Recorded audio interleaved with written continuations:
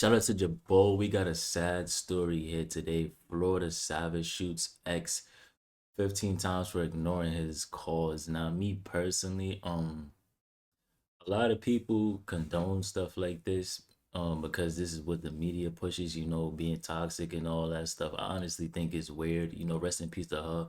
My condolences to her family. I don't know the full story, so we're gonna have to, what I'm saying, without further ado, get straight into it. She was loved dearly. Beautiful soul, beautiful young lady. And this has been very tragic. I just can't say no more, sir. What's up, Jabel here, and today we have a new video. And for this one, we are talking about a man who pulled up to his ex house and shot her 15 times for not answering his texts or calls.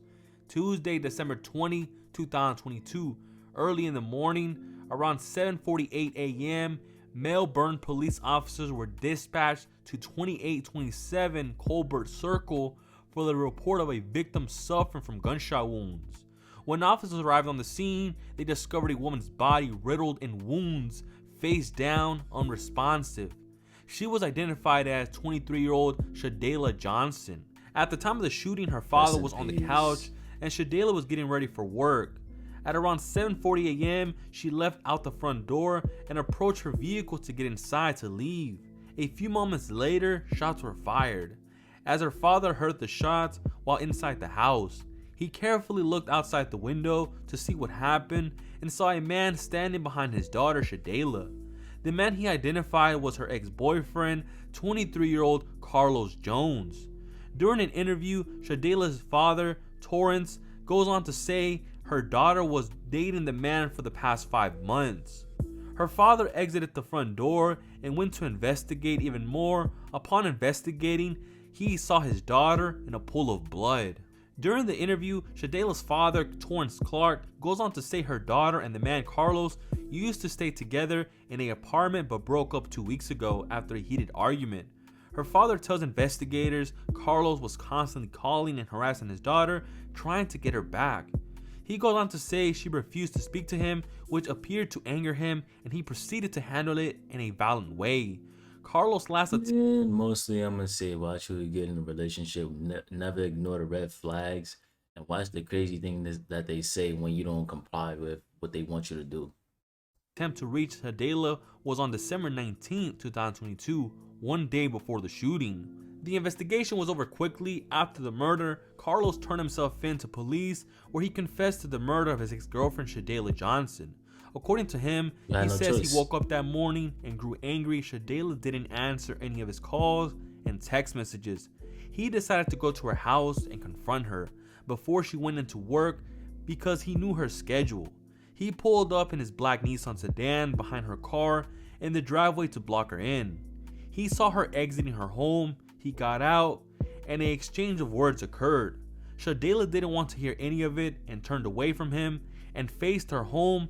That is when Carlos then pulled out a handgun and pointed it at Shadayla and fired 15 times at her back as she was walking away from him and left her for dead and then fled the scene. Carlos then told police he bought a 9mm handgun 1 week ago and said it was used for self-defense, but then said he used it to kill Shadayla. After the murder and fleeing the scene, he went to his apartment to change clothes. He threw the clothing along with ammunition in the apartment's dumpster. He also traveled on the Stupid. highway and got rid of a magazine with 3 rounds of ammunition. He also went on by saying his mother called him a few hours after the murder and told him to surrender to police.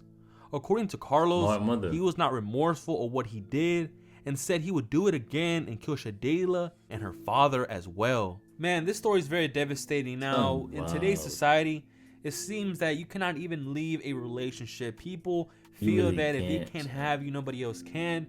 And in today's society, it is very scary for a lot of women. They cannot escape. That's a It fact. seems that before you could just leave a guy and everybody goes their separate ways and move on with their life, right? But today's society, man, you can't even do that. They will go after you. And even for some men as well, some women will go crazy. They will probably go to your house, try to burn it down. I did remember seeing a story like that.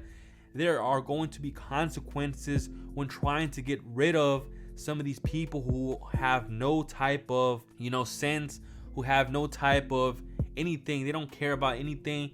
They just want to be with you, but knowing that you don't want to be with that person will affect them.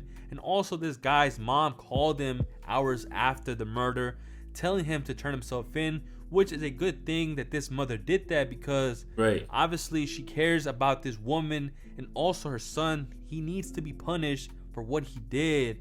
And it is just very sad, man. Like I said, you cannot even leave a relationship in this society. You have to be very careful on what type of person you get with, because you never know, especially for young girls who are probably wanting to start dating and their parents are probably not letting them. And I understand This why. this And that is if it this is this will make more reasons why.